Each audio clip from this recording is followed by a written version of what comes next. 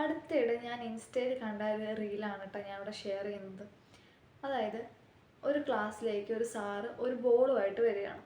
രണ്ട് കുട്ടികളോട് മുന്നിൽ മേശയുടെ രണ്ട് സൈഡിലായിട്ട് നിൽക്കാനായിട്ട് പറഞ്ഞ ശേഷം ഈ ബോൾ അവരുടെ സെൻറ്ററിൽ വെച്ചു. എന്നിട്ട് റൈറ്റ് സൈഡിലുള്ള ആളോട് ചോദിച്ചു ഈ ബോളിന് എന്ത് കളറാണ്. അപ്പോൾ അയാൾ പറഞ്ഞു ബ്ലാക്ക് കളറാണ്. ഓപ്പോസിറ്റ് നിൽക്കുന്ന ആളോട് ചോദിച്ചു ഏതാണ് കളറെന്ന്. അയാൾ പറഞ്ഞു വൈറ്റ് ആണെന്ന്. അപ്പോൾ രണ്ടുപേരും രണ്ട് കളറുകളാണ് പറഞ്ഞത്. അപ്പോൾ അവർ തമ്മിലൊരു തർക്കമായി.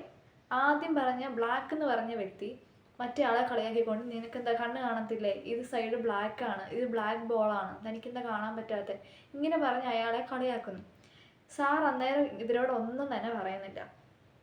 എന്നിട്ട് അടുത്ത മൊമെൻറ്റിൽ സാർ ഇവരോട് അവരുടെ പ്ലേസസ് ഷിഫ്റ്റ് ചെയ്യാനായിട്ട് പറയുകയാണ്.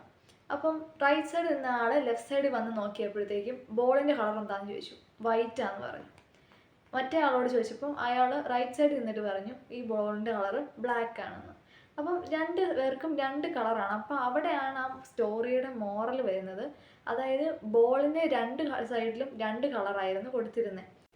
റൈറ്റ് സൈഡിൽ നിന്നിരുന്ന ആൾ ഓപ്പോസിറ്റ് നിൽക്കുന്ന ആൾ തെറ്റായിരിക്കും പറയുന്നത്, അല്ലെങ്കിൽ തെറ്റ് തന്നെയാണ് പറയുന്നത് എന്നുള്ളൊരു നിലപാടിലാണ് നിന്നിരുന്നത്. അപ്പം ഈ ഒരു സ്റ്റോറിയിൽ നിന്ന് അല്ലെങ്കിൽ ഈ ഒരു റീലിൽ നിന്ന് നമുക്ക് കിട്ടുന്ന മോറൽ എന്ന് പറയുന്നത് നമ്മളെപ്പോഴും നമ്മുടെ സൈഡിൽ നിന്ന് മാത്രമേ ചിന്തിക്കാറുള്ളൂ. ഓപ്പോസിറ്റ് നിൽക്കുന്ന ആളുടെ വികാരങ്ങൾ എന്തെന്നോ അയാളുടെ ഉള്ളിലുള്ള പ്രശ്നങ്ങൾ എന്തെന്നോ അല്ലെങ്കിൽ അയാളുടെ പെർസ്പെക്റ്റീവ് എന്തെന്നോ നമ്മൾ ചിന്തിക്കാനായിട്ട് തയ്യാറാവുന്നില്ല. അപ്പം ഇവിടെയാണ് എമ്പതി അല്ലെ പെർസ്പെക്റ്റീവ് ടേക്കിംഗ് ഇങ്ങനെയുള്ള ക്വാളിറ്റീസിൻ്റെയും സ്ട്രെങ്തിൻ്റെയും ഒക്കെ ഇമ്പോർട്ടൻസ് വരുന്നത്. It is an individual's quality to think about the opposite person and their perspectives by standing on others' shoes.